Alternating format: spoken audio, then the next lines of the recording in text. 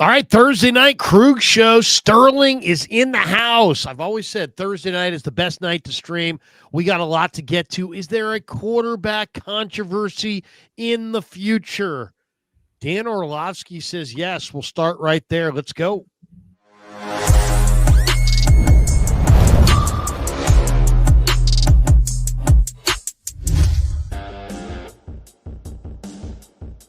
Off and running Thursday night on the Krug Show, brought to you by Pig and a Pickle. The best barbecue in all of Northern California is Pig and a Pickle. Check them out. They're in Emeryville. They're in Corte Madera. They're open 7 days a week from 11 a.m. till 8 p.m. or until they run out, and they do run out. So get there early, get some brisket chili. Tell them that Krug sent you. And thanks to Damon and Mary for being proud sponsors of the Krug Show. We're going to be out there for a Krug Show meet and greet during the bye week. So week 14, come out on the Sunday to Pig and a Pickle in Corte Madera, and I'll be there all day just watching football and hanging out. So stop by, have some barbecue, meet Damon and Mary, say hello, maybe have a beer, get some barbecue to go, whatever you got to do. Maybe do some Christmas shopping. It'll be right then between Thanksgiving. It's basically between Thanksgiving and Christmas. So we'll be there at Corte Madera, Pig and a Pickle. And thanks to Pig and a Pickle for being the title sponsor of the Krug Show. We're also brought to you by Sleeper. Thank you to Sleeper. This entire football season is presented by Sleeper, the fastest growing fantasy platform in the world. It's a one-stop shop. You get blazing fast news, real-time stats, group chat, season-long leagues, and of course, Sleeper picks for daily fantasy. Use promo code Larry and Sleeper will match your first deposit up to $100. Links in the description. Terms and conditions do apply.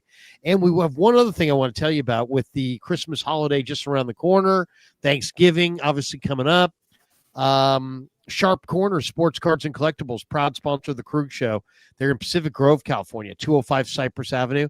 Anthony Catania is at 831-521-5264. What I was going to tell you is Anthony's got a special for all Krug Show fans. Any sports collectible that you order from anywhere in the country, in the continental U.S., Anthony will pay free shipping through the holidays. So you order a big sports collectible, you live in Pittsburgh, Pennsylvania, he's going to ship it from Pacific Grove, California to Pittsburgh, Pennsylvania, and he is paying for the shipping.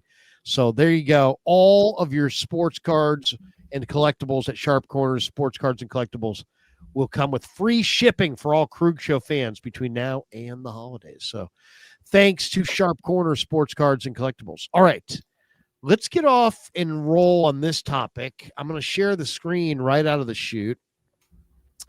This was something that caught my eye today. It was on Coach Yak's Twitter, and it was basically ESPN, Dan Orlovsky getting on their morning show, and this is what he had to say about the Niner quarterbacks. Yeah, there is a brewing quarterback controversy, competition, whatever you want in San Francisco. Brock Purdy, really good player. Mac Jones has been absolutely sensational in his time. Doing it with people that have been beat up, stars and perimeter players that haven't been healthy. He's been knocked around, yet this team somehow, even with all those injuries, is still in the playoff race, and it's because of the quarterback play. There's a quarterback controversy brewing in San Francisco. Do you agree? Is there a quarterback controversy brewing in San Francisco? I'm sure I have thoughts on this. I'm sure you have thoughts on this. I'm sure many Niner fans have thoughts on this, and feel free to throw your thoughts in the chat. And thanks ahead of time for those who decide they want to throw super chats on there. We'll get to all those, but we'll read some of them as well, even some non-supers. But Sterling, what do you got? What do you got? What do you think? Is there a quarterback controversy? If there isn't one now, do you see the possibility of a quarterback controversy beginning here? How do you see this the situation at quarterback for the 49ers, where they went from having no quarterbacks a few years ago, or not having a good enough quarterback. Now they actually have two guys that they feel good about. But some people say if you have two, you don't have one. So where are you on the Niner quarterbacks? Is it a controversy in the present? Does it have potential to be a controversy in the future?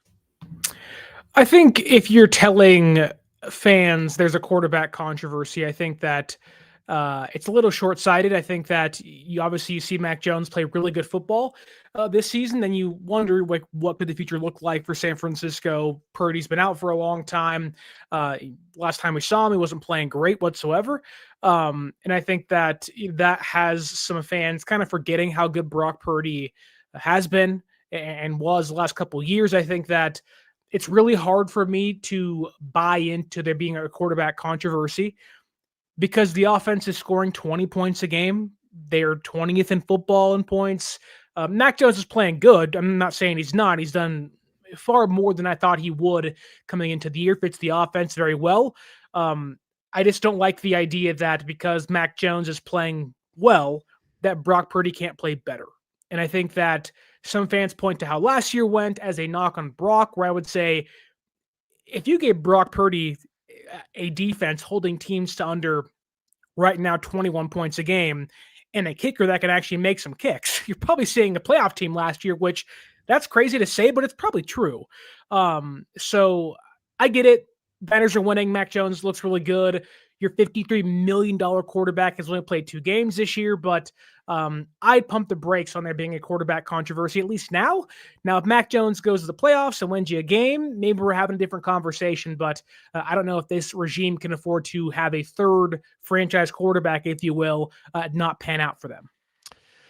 You know, I will say this. I think they've done everything in their power to not have it be a controversy. I think they've got a great quarterback room, right? I think, Mac, Brock, Adrian Martinez, Curtis Rourke, you got 4 guys there, all roughly 25, 26, whatever age they are. They're roughly the same age.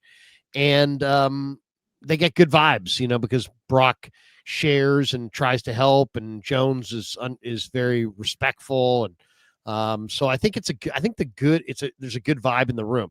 I think that's actually kind of an underrated thing. I remember an old coach I used to work with in the Canadian League told me that the quarterback room, the chemistry in the quarterback room would eventually become the chemistry in the locker room. So if your quarterback room has bad chemistry, that eventually you're going to have bad chemistry in your locker room. And if your quarterback room has good chemistry, that invariably you're going to have good chemistry in your locker room. And that was his belief. And I understand that because, you have guys, sometimes if you don't have a healthy situation, you got guys who are undercutting one another.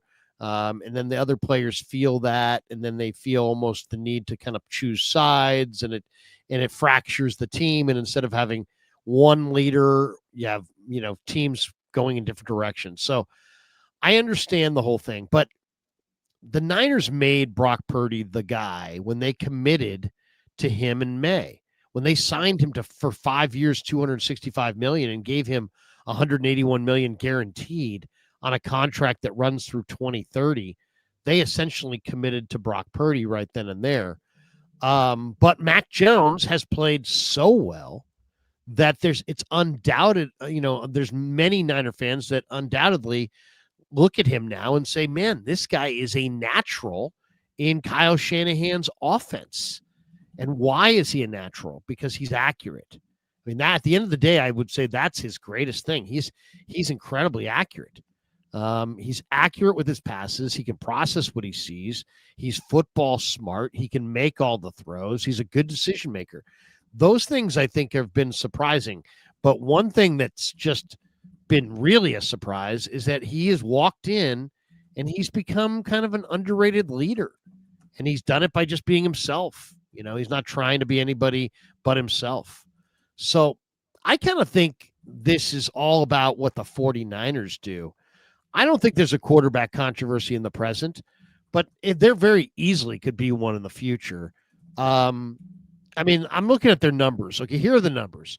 Purdy's 24-14 career. He's got an NFC title game victory to his credit and a Super Bowl berth, 68 touchdowns, 31 picks, 67.4 completion percentage, 8.8 yards per attempt, 4-2 in the playoffs, 6 touchdowns and 1 interception in those 6 playoff games. This year, Purdy's 1-1. He's completed 65.8%, 4 touchdowns, 4 picks. All right. So now Jones, by comparison, I said Purdy's 24-14. Jones is 25-31 career, under 500. 64 touchdowns, 49 interceptions, so quite a few more interceptions. 66.1% completion percentage, almost identical to Brock's. 6.8 yards per attempt. He doesn't drive the ball down the field as much as Purdy. 0-1 in the playoffs with 2 touchdowns, 2 picks. This year, though, Jones is 5-2.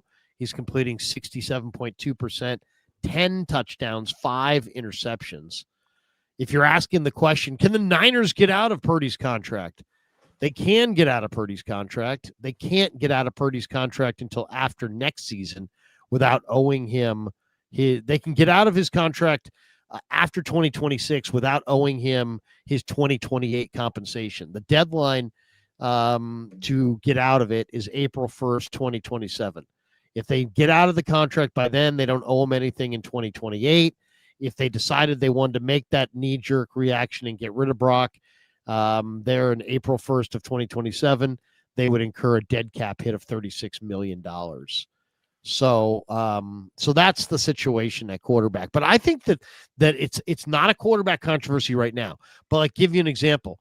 If by chance the 49ers rush Brock back and he played this week and he got and he played really poorly, and then they went back to Jones, and then Jones next week played really, really well, I think that right there would be the birth of a real controversy.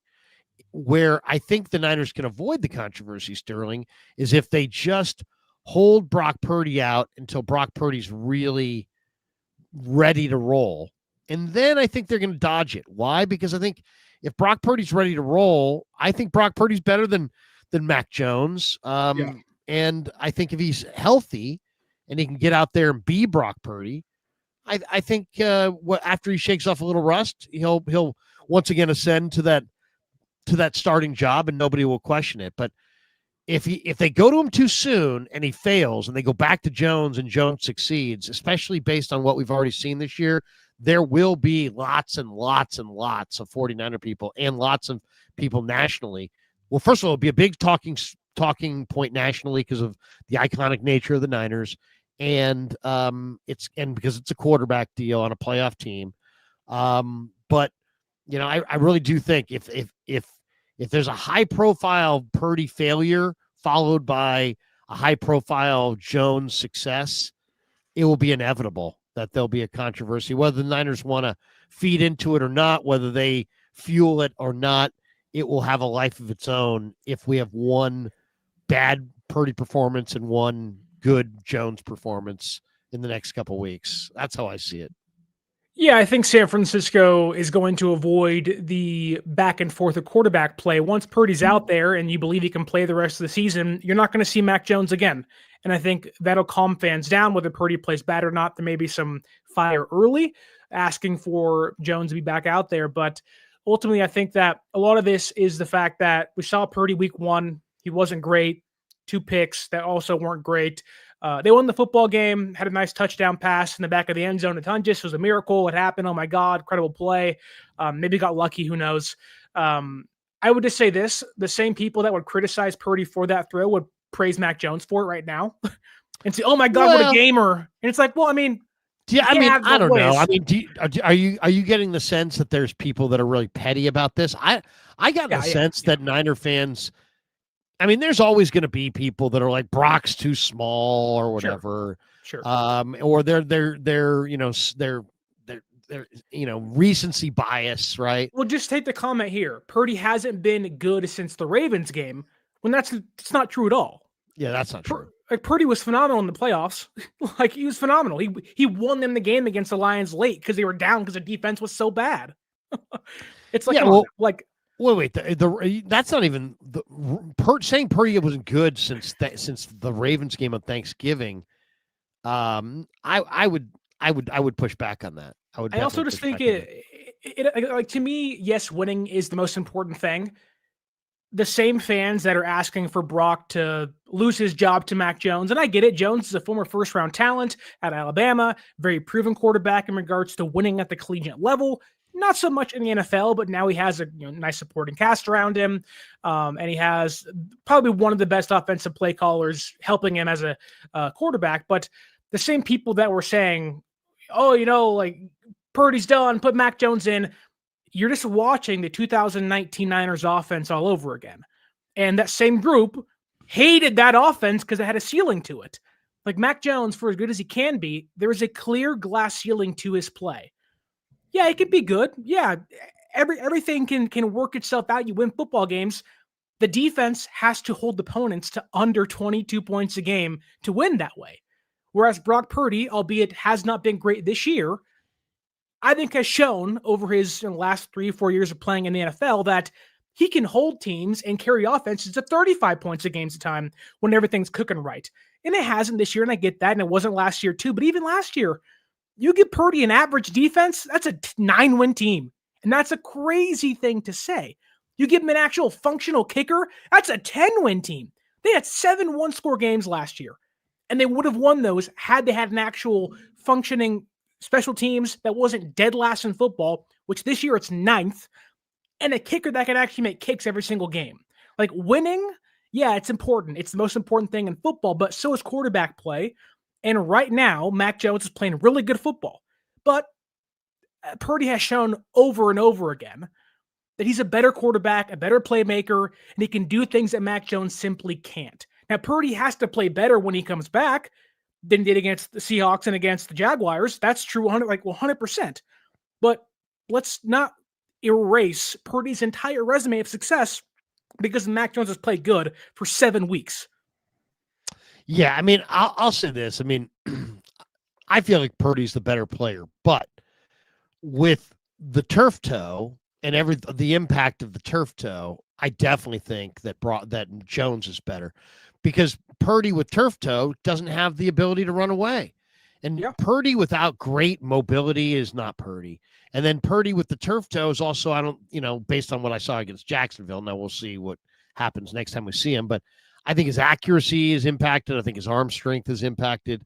So the Purdy that has turf toe, I think Jones is better than.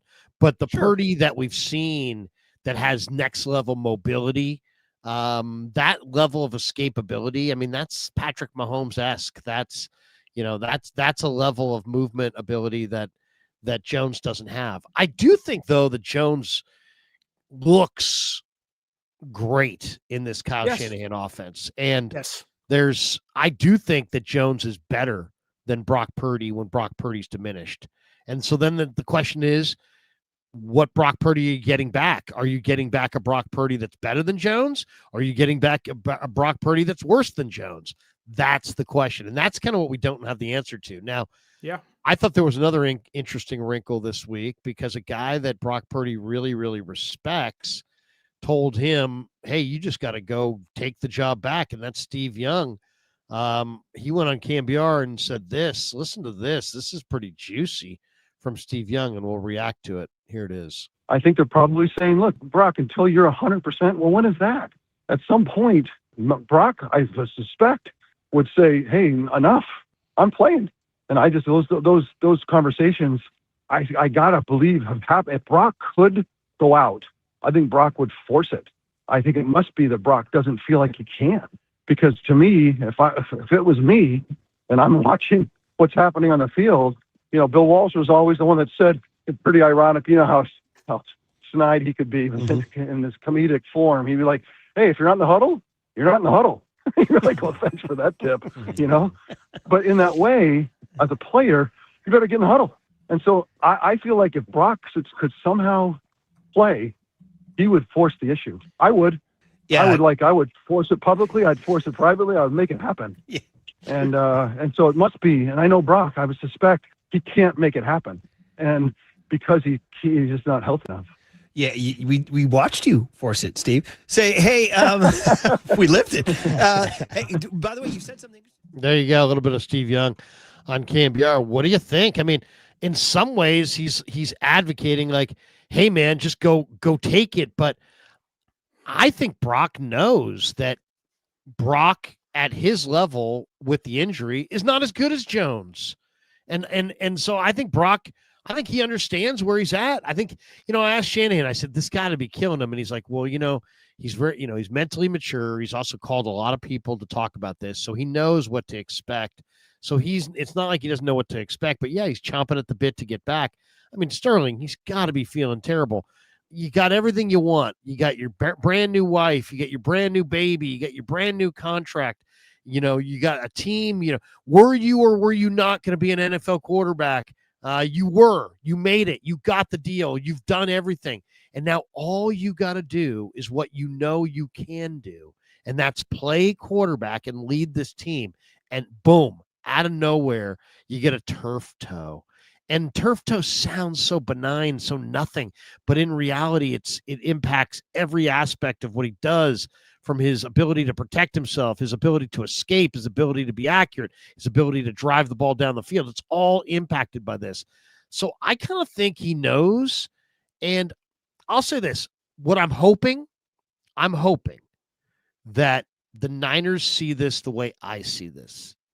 The way I see this, and I think you probably know, I think I may have shared this with you, is that the Niners made an initial decision to hold him out for a couple weeks and then brought him back. It was too soon to bring him back. Okay, so now they're trying to do it again, and they're trying to figure out what's the best way to do this. I think if it was me, and I'm hoping this is week 10, I believe, right? We're coming up on week 14 is their bye week. So we only have a couple more games before the bye week. Then you got an extra bye week. You get that extra week for the bye. You've already held him out this long. Jones has got a little bit of a rhythm going. The team's got a little bit of a rhythm going, even though they win one, lose one, win one, lose one. But that's more of a function of the schedule and the difficulty. I would stay with Brock to the bye week, and then in the bye week, or stay with Jones, I should say, and in the bye week, go to Brock and just say, hey, we're going back to you out of the bye. And guess what? We're going to stick with you the rest of the way if you can endure it and play well. And if you can endure the pain and play well, you're going to be the guy the rest of the way, the rest of the regular season and the playoffs. If you can't endure it, we'll go to Mac and we'll stay with Mac and we'll play you as the number 2 off the bench, especially in the playoffs, because we're not going to go with Adrian Martinez. We'll go with you in the playoffs as the backup. But if you can't go continuously, we'll go to Mac the rest of the way. And I think that's I think that's reasonable. I think it's fair. I think it's appropriate. And it gives him plenty of time to heal. And then you can look yourself you can look your fans in the eye. You can look Brock in the eye. You look everybody in the eye and say, hey, look, we did what we could do to get this guy right. The only other thing I would say is I don't understand why he's practicing. And if turf toe can be aggravated at any movement, then then having him practice may not be smart. So, but that's how I would play it. I think if they try to go to him sooner and he can't do it, I think it kind of hurts the team a little bit. I did hear Shanahan say today that he thinks he'll be back before the end of the year. Yeah. But I'd hold him. I'd be very conservative, hold him out through the bye, and then promise him coming out of the bye, you're not just going to be the guy. You're going to be the guy until you can't be the guy. And then if you can't be the guy after that, we're going with Jones and we're going with him the rest of this year. Well, is that you're going to get healthy? And so I think that's fair. I mean, if I was Brock, I mean, heck, you gave it 2 weeks off and then you gave him like 8 weeks off, or 9 weeks off, even more. I think. I don't know. I don't. How could he argue with that? To me, that seems like a better plan than just throw him out there next week. So I believe if, let's say, San Francisco does that and schedules the bye week to be the big return of Brock Purdy as their starting quarterback, I believe that would get them through the Cleveland Browns game. You'd avoid playing Myles Garrett and company out there in Cleveland on the road, and you'd have Brock come back against the Tennessee Titans, who are terrible. So pretty easy game to return to. Get him settled back into the flow of things. Then it's the Colts on the road. Then it's the Bears at home and Seattle at home as well. Now, I have said plenty of times on my own show. I'm sure on yours as well, on these streams on Thursday nights. But I think San Francisco has to win 10 games this year, and they can go to the playoffs. They're 6-3. Can you win 4 more games? I'm going to assume this Sunday's probably a chalked up loss, but I'll give San Francisco a fighting chance, of course, against the Rams. Already beat them once this year. The Cardinals game will be tough. NFC West games are always tricky. But I'd like to think San Francisco can win that game pretty handily, knowing that it's Jacoby Brissett, not Kyler Murray. Then it's the Panthers and the Browns. The Browns are bad, good defense with a bad offense. And the Panthers are iffy, primetime Monday Night Football. You should be able to at least win 2 more games before Brock Purdy returns. Let's say it's post-bye week. That means Brock Purdy has to win 2 of his next 4 games, play 500 football. That's probably a pretty good bet when you have games against the Titans, the Colts, who are playing good now. We'll see how the season goes, and Daniel Jones down the stretch. Then it's the Bears, who are really iffy, give up 40 points against the Bengals, who are a good offense, but still. I do wonder, though, with Purdy, that you don't want him to come back until he's fully healthy. You don't want him to come back until he can be the guy for the remainder of the season, if he can do that whatsoever. But I do believe that there has to be some sort of self-preservation from San Francisco's standpoint. If he can't play, if he isn't getting better, you have to shut him down simply because you can't not have your franchise quarterback come back and get hurt again and then need surgery in the offseason, which he doesn't need now, according to Kyle Shanahan. You can't afford that. That will be Brock Purdy's, if he does need surgery when it's all said and done, his second offseason surgery, walking into a training camp injured, hoping to come back and be 100%. You don't want that. That's a UCL, and then it's a toe. And he's a smaller guy. And that's if he doesn't get hurt, in this last stretch where he's not able to really really escape. I mean, that's what my bigger concern would not just be the toe, is that I don't think he's got the mobility to get out of harm's way, and he's behind one of the NFL's mediocre lines at best. It's playing better now, but it's still not great. Right. I mean, and so I mean that is the question is, like, how well can he protect himself, and does he have a more significant injury, by the end of this year? Okay, couple things.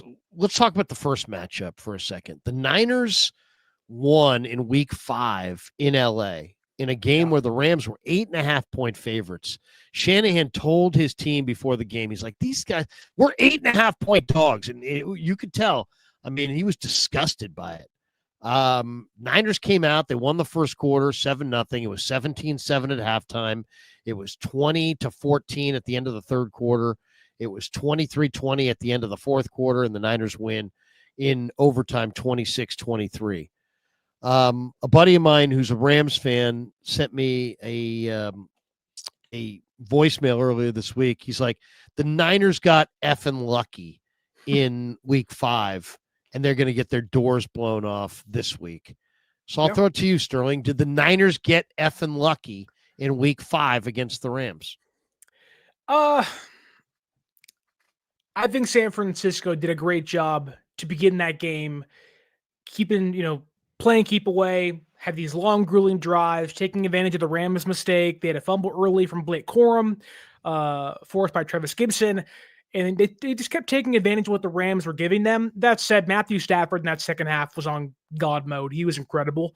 And I do think at some point San Francisco did, like, the Rams got in their own way more than San Francisco getting in their own way. Like, the Alfred Collins fumble aside, it was a great play. They went for the win on fourth down. They could have gone for a tie. I think if you asked McVay, he would have not ran the football with Kyron again. You would have certainly put the ball in Matthew Stafford's hand with Puka Nacua and Devontae Adams. So from that aspect, yes, I think you got lucky. Kendrick Bourne played out of his mind in that football game. Your offensive line held up pretty well. Mac Jones was eating bananas on the sideline to stay healthy, and he was on the ground in pain for a lot of it. Pinheiro hit a career-long 55, 57-yard field goal. Like, a lot of things went right for San Francisco. Would I say it was lucky? Maybe not, but a lot of things went right for them in that game. And I'd probably be with your friend in saying that, well, I think it'll probably be a one-score game on Sunday. Matthew Stafford's playing great football. The Rams offense looks tremendous. And I think that there's a real chance the Rams come into San Francisco and just blow their doors off, like your friend said. Well, I don't know if the Niners got lucky. I think the Niners had a gritty game plan. Okay, yeah. They had a gritty game plan. Was there good fortune in this game? Absolutely. Joshua Carty missed a field goal. Yeah. Joshua Carty missed an extra point. But that's what we've learned is that's Josh Carty.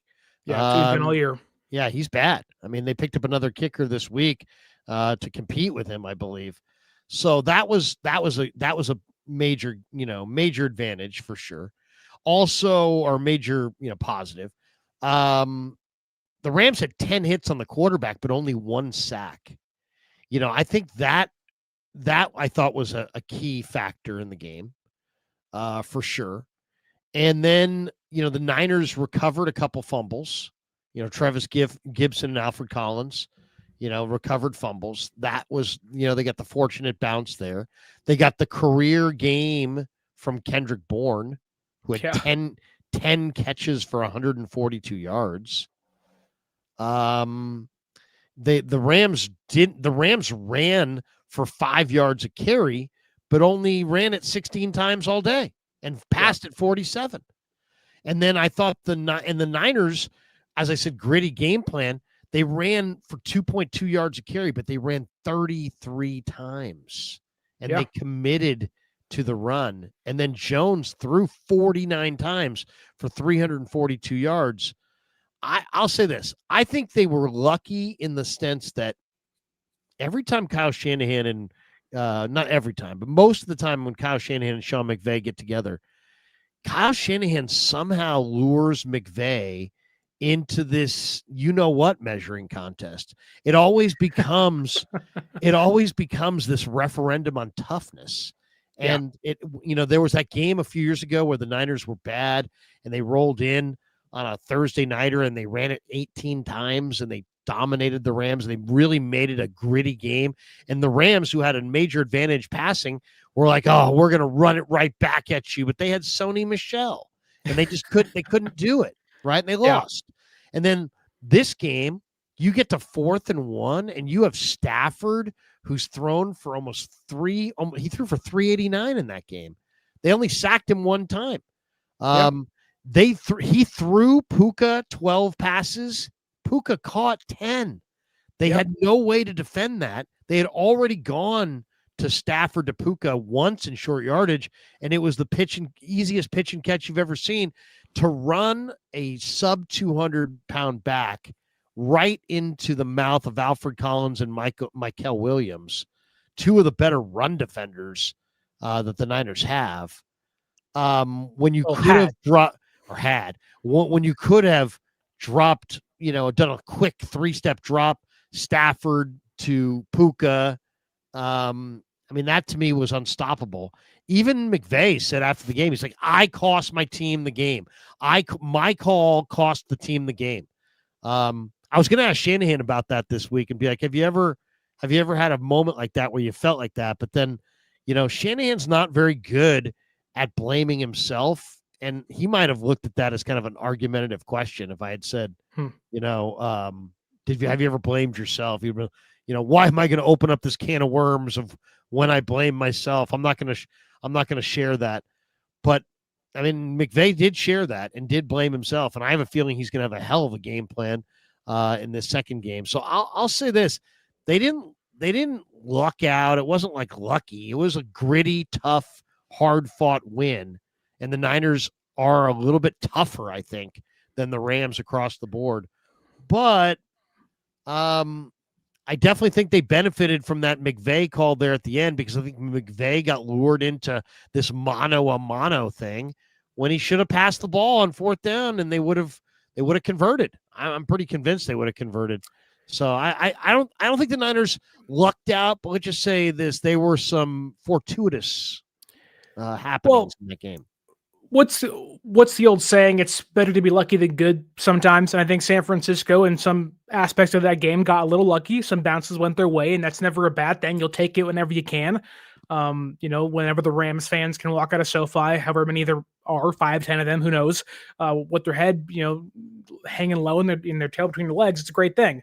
I just look at the Niners now without Fred Warner, without Micah Williams, against the Rams offense, that I do think their stats are somewhat jaded because they played the Ravens with no Lamar Jackson. They played Tyler Shugg in his NFL debut against the Saints last weekend. They really haven't played the best opponents, but if you watch what they're doing, they're kind of going away from 11 personnel. They're spreading defenses out wide. They're opening up space. And I just think that while the Niners didn't get completely lucky in the game against the Rams in week 5, I think that they are going to be less lucky on Sunday because you have Matthew Stafford playing an MVP level. You had Tatum Bethune, who's having a good season, had 2 of his 3 good starts, but not the great coverage linebacker that Fred Warner is. He's the best in football. And I think they're at least susceptible to Stafford just slicing and dicing them the entire game. Now, if McVay goes to the run, San Francisco has a great chance because they're not running the football well whatsoever in Los Angeles this year. I think that's what you want. You want to force the Rams to run the football.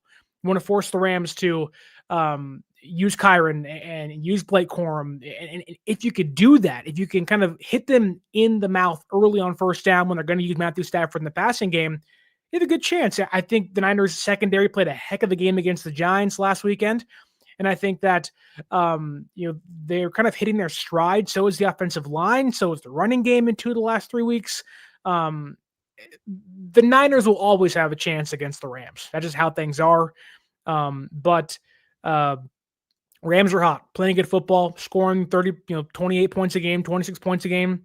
And I think that the Niners, where they have holes, might be bigger. The Rams have nobody out besides Akella Witherspoon, which, no offense to him, doesn't move the needle too much. So I think that we're in for another dogfight on Sunday, which will be fun to watch. You have to give the advantage to the healthier team that has the better quarterback, has better offensive weapons, not named Christian McCaffrey and George Kittle, and a healthier defense that has better pass rush, albeit not better coverage players. But I think Rams-Niners is always good. It'll be a fist fight till the end, though. Let's talk trade deadline.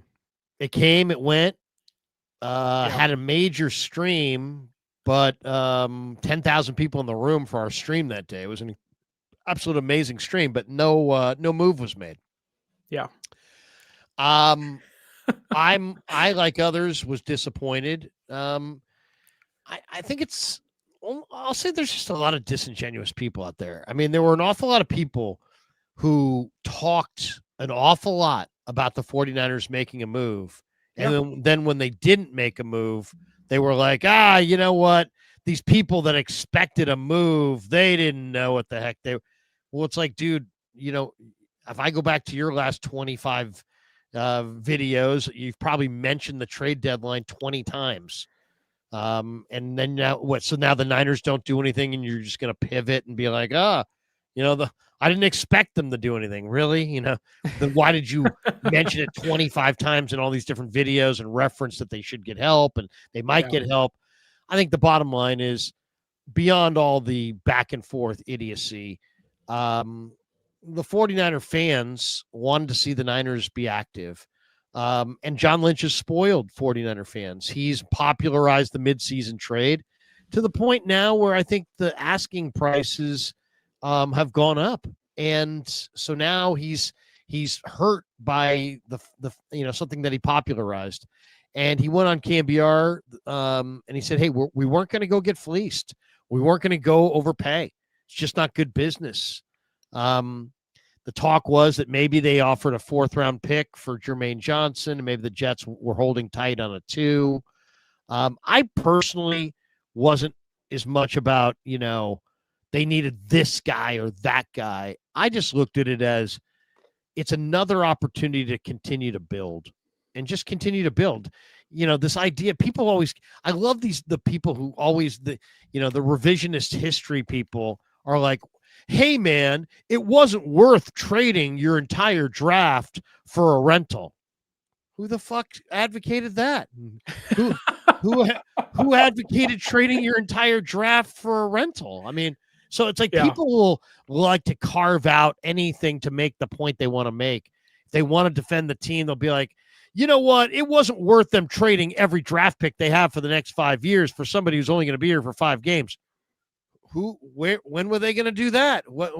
Who's advocating that? So there's a lot of people that play these weirdo games like that. Ultimately, I look at it this way: keep building. And the other thing is, don't tell me about the 4 trades you made. You've lost Fred Warner since that point. You lost Nick Bosa since that point. Those were trades that you made to put together the team. You opted not to just almost completely sit out free agency and kiss off guys that you didn't need to kiss off, that there wasn't a great benefit in kissing off, the Leonard Floyds, the Malik Collinses of the world. You voluntarily kissed those guys off. Some of these moves were made to pick up for the guys you had lost. So, trading for Brian Robinson at the beginning of the year is not a reason that you wouldn't trade for pass rush help when you lost your best pass rusher. Trading for Bryce Huff in the offseason would not be a reason why you wouldn't need, help after you lose Fred Warner. These things happened more recently. My whole thing is I just want to see them keep building. I don't think they're doing a particularly great job on day 1 or day 2. I think the proof's in the pudding. You can look at the picks yourself and judge for yourself. Bosa picked himself. Other than that, I mean, they've got Ayuk to show for their number ones. Everybody else is kind of speculative, Mikel, Pearsall, or a bust. So it's, they haven't necessarily crushed the top of the draft. So I was open-minded to them moving a pick because, hey, you know what? Keep building. But I didn't necessarily need to see an edge rusher. I was kind of hoping that they would go for like a DeFondre Sweat, a big complimentary piece to Mikel inside. But for the future, more of a deal that isn't necessary. I mean, people are like, oh, you can't go for a rental. Was McCaffrey a rental? Was Trent Williams a rental? Heck, no. Screw that. Was Charles Omenihu a rental? A lot of these guys were here beyond the year that they were traded for. So it's this idea that it had to be a rental. It didn't have to be a rental. It could have been somebody that was under contract. And then you look at Philly. Philly gave their 3rd round pick for Jalen Phillips, and the Niners said, nah, we don't want to do that. But the Niners have invested 3rd round picks in the last 5 years in Cam Latu, Jake Moody, Jair Brown, guys that aren't a zit on Jalen Phillips' ass. So before we sit there and go, bend over backwards, patting them on the back for sitting it out, let's not forget that they have not necessarily done real well with their 3rd round picks. And so, can't really rip Philly for adding a guy like Jalen Phillips. So anyway, it's a long way of saying that I was disappointed that they didn't do anything significant because they really need the help. And I think, Keon White's going to be, I think that was a pretty nice ad. I think Cleve Farrell was a nice ad. I just don't think it was enough. And it's kind of it's not a white flag deal, but you're like, where would you, I would kind of say that the Niners they're a playoff contender and anybody who gets in the playoffs has a shot, but without the help, I give them a puncher's shot. And sure. If I was Robert Saleh, all I would say to them is, guys, you have a puncher's shot, but guess what? A puncher's shot starts with a punch. So let's start throwing some against the Rams in this game. Let's really bring some defensive intensity and let's show up ready to fight. Because to me, the team that's ready to fight in this game is probably going to win it. But I didn't love that they didn't get help because I think this now gives them only a puncher's shot at winning the Super Bowl. What do you think? I think San Francisco did the right thing. And I think that the asking prices were too high. Jermaine Johnson's not worth the reported 2nd round draft pick. You're not trading a 1st round draft pick. At least that's the report. of the asking price for Trey Hendrickson. You're not doing that deal. You can't afford to pay somebody else $35 million a year going forward with Purdy's contracts, Ayuk's contracts, other guys' contracts going up as the years go by. I think you can point to San Francisco's failures in the draft, sure. However, 16 of their 22 draft picks are starting for them this year if they're fully healthy. And I get that they're not fully healthy, and that stinks. We can talk about third-round draft picks. This team has been known to trade away third-round draft picks. Chase Young was acquired for a third-round draft pick. However, I think that it's unfair to compare Philadelphia in the middle of their Super Bowl window to San Francisco in the midst of their retooling season. San Francisco did not walk into this year going for a Super Bowl. They walked in hoping to retool, get younger, and bet on young guys playing up to par as the year goes on. However, when you lose Purdy, you lose Warner, you lose Bosa, you didn't have Kittle for 5 weeks or so, that is a detriment to your team and almost makes the GM somewhat hesitant to make deals, knowing that you have to have draft picks to build a roster around the core that's aging going forward. Now, yes, I would want San Francisco to go get an edge rusher. This team needs bodies. They don't have bodies. However, looking at their draft picks this year, that 7th round draft pick they have, you hope you can go get somebody. That might actually go back to New England in the Keon White deal if he plays 7 games for you. That may not even be your draft pick. Thus, you kind of can't trade it away. They're 4 4th-round draft picks. 3 of them are compensation picks. So a team may say, we don't want a pick in the 4th round that might actually be a 6th rounder or you may not have when it's all said and done. Now, I don't know what deal you would have made. I wouldn't have paid for Bradley Chubb. I don't think he's that good of a player. I don't think he helps you too much this year going forward. He's too injury prone. You're not paying up for Jermaine Johnson. The Giants weren't trading Thibodeau. You couldn't pay up for Hendrickson. I don't think San Francisco didn't get guys for a lack of trying. I just think it really is the market was too big. The inflation was too high. And San Francisco said, hey, our entire defense is basically draft picks right now. That's who's insulated ourselves. That's what has helped us stay afloat this year with great coaching alongside of it. On offense, like your starters are kind of in place right now, but this team as it's currently constructed isn't good enough to go all the way. So why double down? Why put ourselves in a deeper hole going in 2026 when Michael's off an injury, Bosa's off an injury, Fred's off an injury? You need to have young guys to help them, knowing they probably aren't going to be big spenders again in free agency once the year's over with. So, of course, like all fans, I'm one of them. I would have liked to have a player at the deadline. I would have loved Jermaine Johnson for a 4th-round pick or a 3rd-round draft pick, but the Jets, one of the two. I think it would have been malpractice. It would have been borderline idiotic to pay that price for a guy off an Achilles tear who's missed time this year, that you have 2 years of control, which includes a 5th-year option next year, not part of his rookie deal that is a lower price player. You can't do that. And I think that San Francisco isn't in the place to be a top buyer anymore in 2026. They're not. They're not good enough.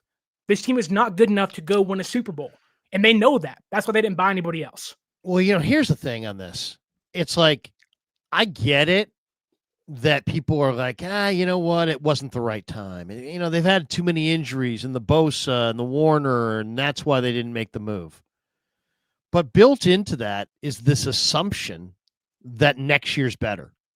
Sure. Built into that is the assumption that the year after is better. Built into that is the assumption is the year after that's better. But Sure. What if I told you that this was the best roster that the Niners are going to have over the next 4 or 5 years? That this roster that has CMC and Kittle and Trent Williams and the guys that they have right now across the board, even with the injuries, is still better than the roster they're going to have in the future. See, if I told you this was their best, Warner and Bosa and Purdy, that roster really doesn't stand a chance. You have Jawan Jennings as your number 1 wide receiver. You're not winning a playoff game like that. But they have Purdy right now. I mean, they supposedly Purdy's going to come back. They don't have Purdy. They have Mac Jones playing quarterback. No, I know, but they say they're getting Purdy back. I mean, Shanahan said today they're getting Purdy back. They've been saying Brandon Ayuk's window's open for a month now, but it's not. My point is that if 5 years comes and goes and the 49ers are never as close to the Super Bowl as they are right now, I don't think people are going to have the same feeling about them kind of sitting this thing out. I think people are okay sitting it out because they think that they're going to be better next year. But that's kind of doesn't make any sense because Kittle's your best player. Trent's your best player. CMC's your best player. Those are your Fred's your best player. Bosa's your best player. They're all worse next year. Heck, Williams. We don't know that. They're all worse next year. Oh, they're absolutely. That's not true. We don't know that. They're absolutely all worse next year. You can't guarantee that. I can't guarantee that either. Well, absolutely, you could. Yes, you absolutely could. Name me players. This is not baseball. You don't have down years, and up years, and up years and down years. Guys, when they crest the curve, they go down. Older players don't get better. Older players get worse. If any older player, they're going to go down next year. If any older player gets better, it's a freak of nature. Sure. The older players get worse. All those players have already played their best football. Do you really think that there's better football coming than what we've already seen from Bosa, Warner, Kittle, CMC, or Trent? I don't. I think they've all said the exact same thing last year when Christian McCaffrey missed the entire year and he's coming back and might have 1,000 yard season. Well, but you're talking about a younger player, but even so, yes, Christian McCaffrey. Not. He's older than he was last year, coming off 3 pretty serious injuries. Yeah, but you're still talking about a 29-year-old back. You're not talking about a 33-year-old back. Sure. So everybody gets worse when they get older. Okay.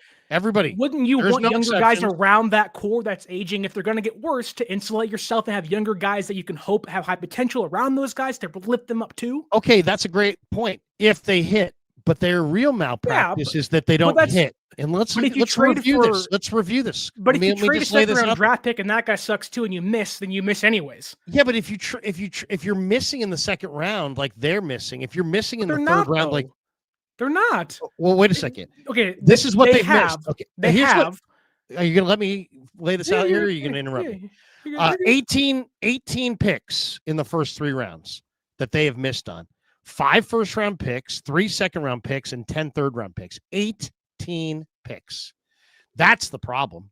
If the 49ers had missed on half those picks, imagine what they would be. Imagine if the 49ers today had 9 more players that they drafted in the first round, second round, or third round.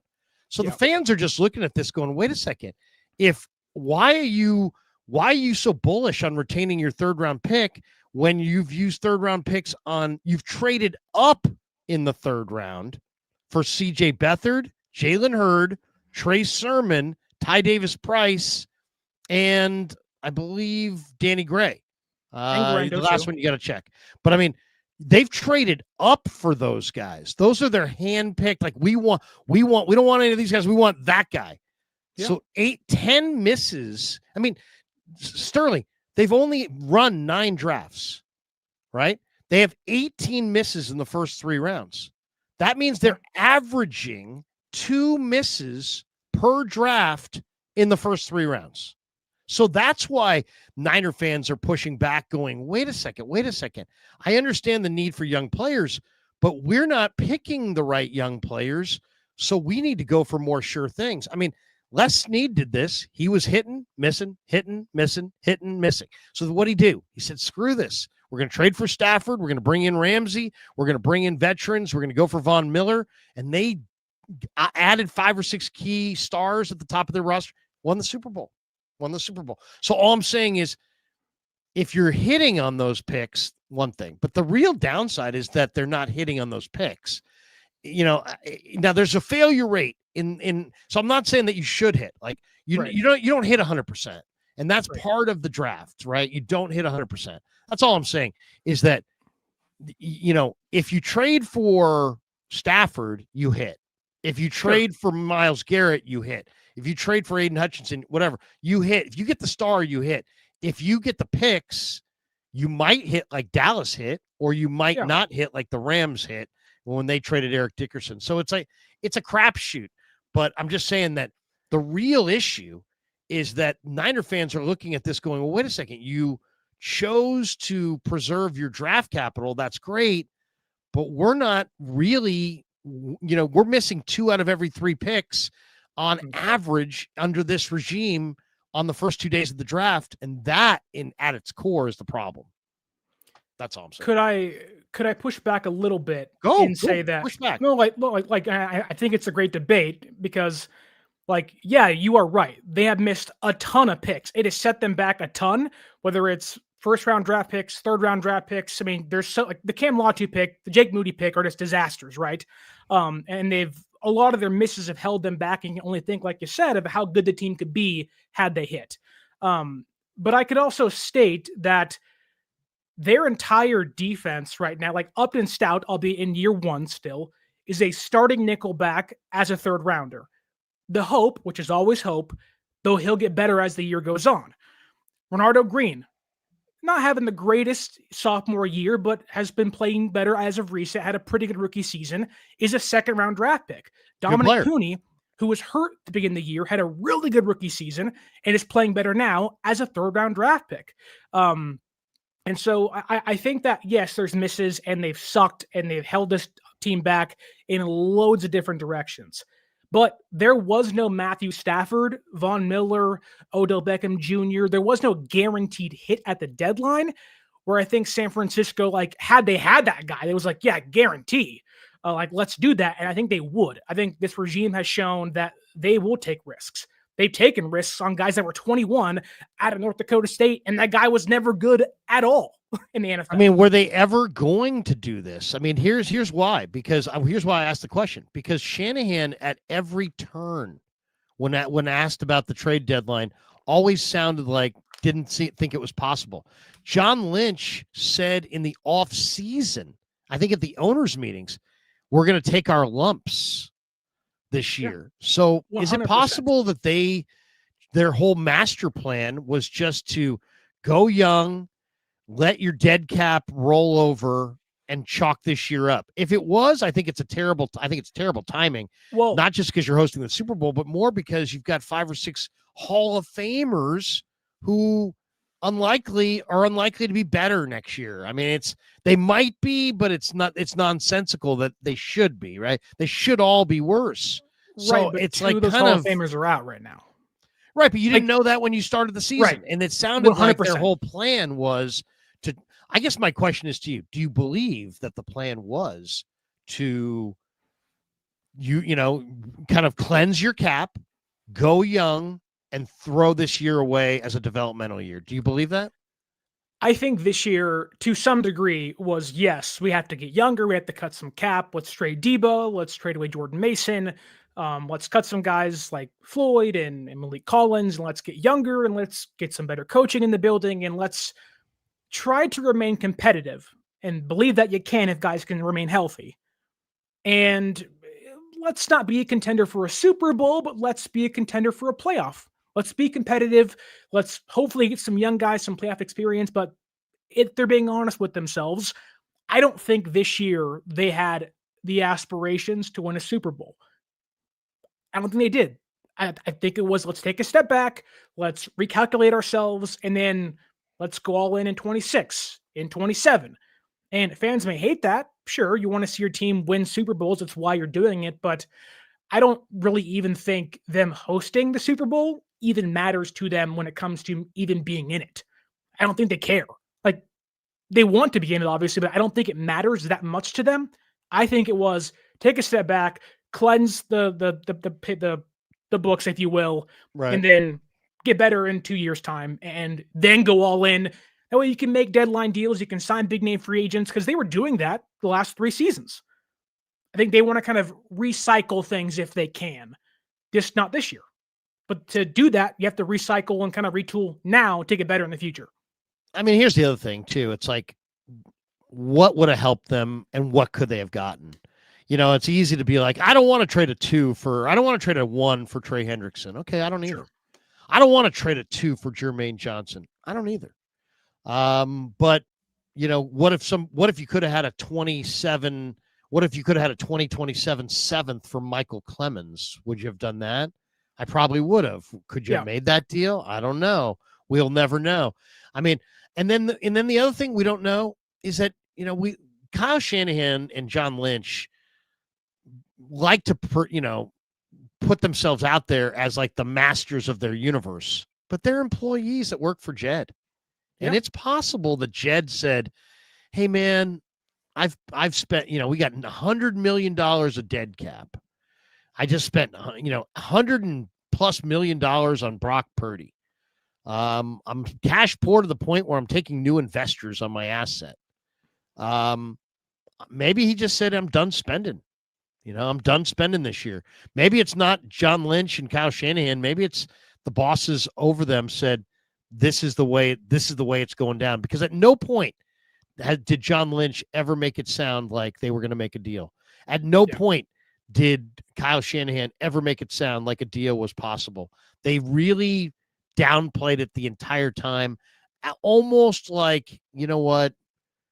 We don't have that available to us. Now they're never going to say that, right? Because that would make them look small, and it would also throw their owner under the bus. And all of a sudden, people would just circle around Jed, and those guys would just be in huge trouble with Jed because it's like, dude, you just threw the owner under the bus. So they got to protect their owner. But I mean, what do you think? Do you think there's a chance that Jed and Dr. John and Denise just said, hey, you know what? You guys have spent a ton of our cash when we've gotten close and we went for it and this and that. And we're pulling back the purse strings and we're tightening the budget. I mean, otherwise why are the 49ers, who might be the best team in the league at signing undrafted free agents, college free agents, why in a year where they had this much turnover, this much opportunity as far as job openings, why were they 26th in undrafted free agent spending? Unless Jed just said, you're not spending any money. And they just were like, okay, all right. I mean, I don't think it makes football sense not to spend any money on college undrafted free agents. So when I see them not spending money in an area where they're dominant, it makes me think that it's not tied to any football-related decision, that it's probably tied to some budget restriction from the ownership. That's just a guess. I have no sources. But otherwise, why in the one area where you're really, really good, in a year where you have lots of turnover and you didn't sign veteran free agents, why wouldn't you spend $3 to $5 million extra? And instead of being 26th in college undrafted spending, how about being like 6th and get, 4 or 5 other guys? I don't know. I mean, that was the one area that made no sense. So it's like, wait a second, you're not going to sign undrafted free agents when you're really, really good at signing? I mean, what do you think Azeez Al-Shaair was? What do you think Raheem Mostert was? What do you think Jeff Wilson Jr. They found all kinds of guys. Yeah, Jordan Mason. You might be the best team in football at doing this, and you're going to sit this out? That just reeked of Jed. That didn't, because there was no football reason for that. I would like to assume the reason why maybe the UDFA spending was down was because they had 11 draft picks, and they felt like we had 11 young guys coming in, and this, that, and the other. But I think you are right that this was a Jed and Parag, or above Kyle and John's head. They definitely hindered them in the offseason with spending. I'm sure if you ask John and Kyle, they want to go all in every single year. They want to go out there and get the biggest name free agent. They want to spend and get the biggest trade target out there on the market. They want to get their guy all the time. And you can tell that because of how they've worked in previous years, getting guys all the time. Christian McCaffrey, Trent Williams, and other guys like that. They haven't been afraid to really trade second-round draft picks and third-round draft picks at the deadline, or spend big money for guys like Javon Hargrave, who wasn't even good, but they spent because they needed a guy like him on their defense. But I think this was, in a way, Jed ownership, kind of, if you want to use the analogy of, daddy taking over and kind of taking the credit card back from the daughter or the son. Like, they're like, hey, like, you overspent, you've kind of, you're not really paying your debts back, you're not winning the big one. Let's kind of, pull the curtain back a little bit. Let's rip the floors out and let's kind of gut this thing to a certain degree, reinstall some hopefully better foundation, and then let's go forward as the years go on. So I do think that this was Jed and the front office, or the ownership group, telling John and Kyle, pump the brakes for a year. And then if you can draft well, then we can go forward again, but you have to prove that to us. I think you're right. And if you really think about it, what you're saying there, if that was the case, that Jed's the boss and Jed said we're tightening the purse strings, imagine now you're Lynch and Shanahan. When you get that news, what does that immediately do? It immediately puts you in an absolute pickle, because the last thing you can do is publicly admit to this while you have Trent Williams. Yeah. Well, you're gonna waste Trent Williams, the twilight of his Hall of Fame career, playing cap games and rolling money over. I mean, think about this year. The Niners were rolling over more money than any team in football, and they had more dead cap than any team in football. So that right there made winning this year very challenging. So maybe it makes some sense to punt until 26, but doesn't make sense for Trent. And that I think so. Immediately, if Jed did say that, hey, there's going to be a belt tightening, immediately Lynch and Shanahan kind of knew that they were going to have to be almost like double agents this year, because they couldn't be like, yep, we're tearing it down to the studs. Because then Trent's like, hey, okay, send me to Denver or send me somewhere else. I want to go somewhere else because I'm not down for the rebuild. I'm here. I'm gonna give you the last year of my NFL life, or one of the last years of my NFL life. I want to be able to win a ring.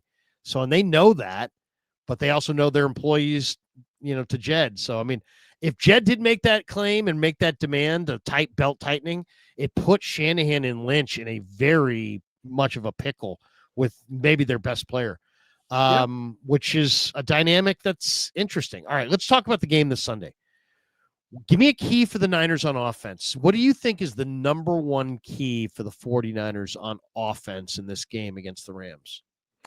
I think you have to bully their secondary. All your wide receivers have at least a 2-inch advantage. The secondary has not been great out there for the Rams this year. Their best guy is Darius Williams. He's a pretty small guy on the outside. They wouldn't got Roger McCreary, but even then, a lot of yak on his coverage slate so far this season. I think there's a reason you saw Mac Jones throw 45 times week 5. You can bully that Rams secondary around. Quentin Lake is really good. That's kind of the only guy they got in that room that's really worth anything. I think I'm not saying drop back 40 times again, but I do think that you can bully the Rams secondary. Their linebackers aren't great in coverage. It's Sean Dolak, who's a really good player, UDFA to Buffalo. But you have George Kittle, who wasn't playing in that game week 5. If it's me, I want to bully that Rams secondary for 4 quarters on Sunday. Shanahan quoted a stat this week when I asked him about the Rams defense that I just couldn't believe. He said the Rams, Sterling, have not given up 1 3rd and 12 or more conversion on 3rd and 12 or longer. Okay, so 3rd and 12, 3rd and 13, 3rd and 14, all the way up. They haven't given up a 3rd and 12 conversion all year. Wow. And it's week 9. We've played 9 weeks of football. And Shanahan said it's almost unheard of. So my whole thing is I think the key is you absolutely have to, I don't care if you got to be more simplistic with your play calling, but you can't have negative plays on 1st and 2nd down against this team. They're death. If you get into 3rd and long against the Rams, you're going to be punting. So you got to get it done on 1st and 2nd down, man. You can't have penalties. You can't have, sacks. You gotta, if you're going to run it, man, you gotta try to get, any positive yardage you can. If you're going to pass it, your ball's got to come out quick. You can't hold the ball against this defensive line, especially with Verse and Young off the edges. They're just totally dominant. But I think it's avoiding negative plays on 1st and 2nd down, I think, is their offensive key. If they can just stay in 3rd and manageable most of the day, because I was talking to Kubiak today, and he's like, when they get to 3rd and long, bad things happen. When they get you into 3rd and long, bad things happen for you against their defense. So I'm going to say, somehow 1st and 2nd down. Avoid negative plays on 1st and 2nd down. It's got to be the key offensively. It's a good point, too, because the Rams in the last 3 weeks have allowed 4.4 yards per carry to their opposing offenses, which the Saints didn't really run the football. Taysom Hill was lead back in that game. It wasn't Kamara. The Jaguars, they ran the football a lot, but not very well. Then Derrick Henry gashed them for 24 carries and 124 yards. Meanwhile, San Francisco, albeit playing not great run defenses, is averaging 4.4 yards a carry. If you do 4.4 times 2, it's around 9. So you're pretty much going to be third and short if you can throughout the game, hopefully. So might be right there, Larry. Let's flip the card. What's the key on defense for the Niners? I asked Robert Saleh about the Rams playing a lot of 13 personnel with the 3 tight ends. They've been using that that personnel grouping to try to run the ball a little bit. He actually said that he thinks that because they're getting receivers back here, that they may go 12 personnel, and they're getting ready for a lot of 12 personnel, which is 1 running back, 2 wide receivers, 2 tight ends. That all being said, what do you look at, Sterling, as the 49ers key on defense in this one? Yeah, I think the last couple weeks, whether it's the last 3 weeks or 5 weeks, I'm pretty sure it's the last 3 weeks or so. The Rams have run 75% of their plays with 3 wide receivers. I think it is the coverage over the middle, whether it's D Winters if he plays this Sunday. But my money or my mind and my eyes are going to be on Tatum Bethune. How does Stafford manipulate him? Does he play undisciplined like he did against the Houston Texans, or does he look like he did against the Giants and against the Falcons? So I think one big aspect of this game is Bethune against Stafford.